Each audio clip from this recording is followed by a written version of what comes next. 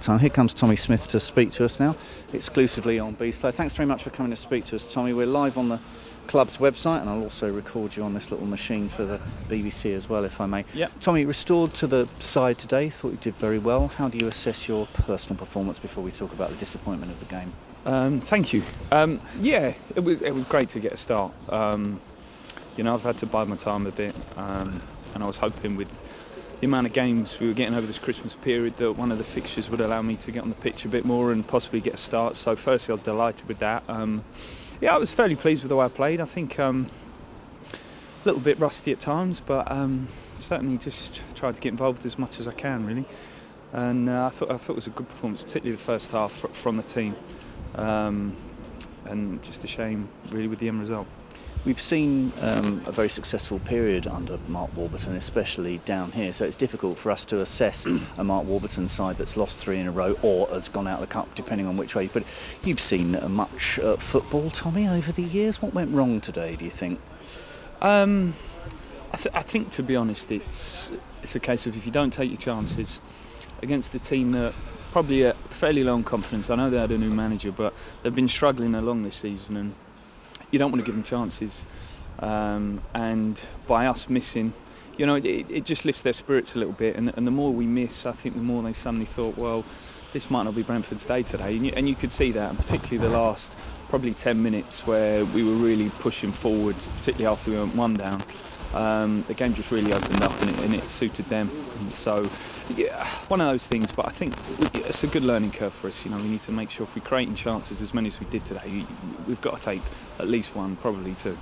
You and I haven't spoken about the, in inverted commas, philosophy that Mark Warburton and David Weir instill in the team. Yep. It seems to be that you're very keen on playing it from the final third. And today, of course, a big backline, no balls launched into the box. What are the instructions from a midfielder's point of view? Is it a case of play around them, playing 3s, 1-2s? Yeah, there's a lot of licence for the attackers, midfield up to the forwards, just to interchange, try and be as fluid as possible, pass and move.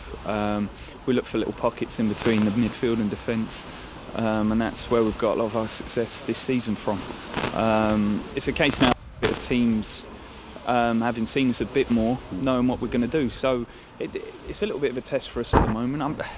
You know, it doesn't look great, three losses on the bounce, but you look at the performances, and they're still very, very good performances. So it's not kind of like, you know, back to the drawing board, oh my God, panic stations. I think this is the way football goes, and championships, it's a tough level, and you've got to be at it every single day, every game.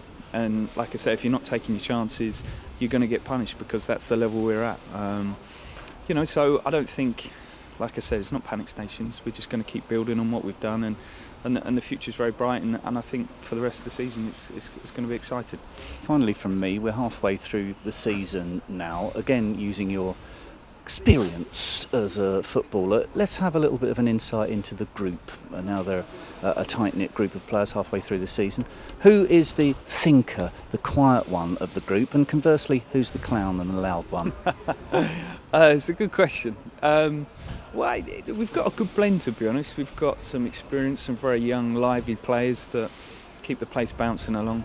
You know, you look at probably the likes of Andre, Alex Pritchard. Yeah, the lively ones. They're quite lively, yeah, and they certainly keep an element of youth to the dressing room, which there's quite a lot of. Taki as well, he's a lively character. Yeah.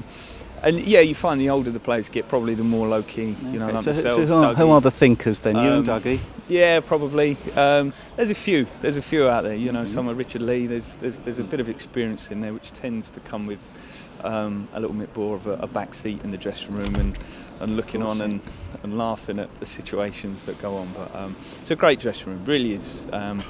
You know, I know the players have said a lot about it, but it's not often you get a dressing room that's as tight-knit as ours, and you can see from the success they've had over the last couple of years that the group stay together, and we've added some good characters to that as well. So it's a pleasure to come into work every day. Well, thanks very much, and nice to see you running around today. Great. Thanks very much for speaking to us, No Tommy. problem.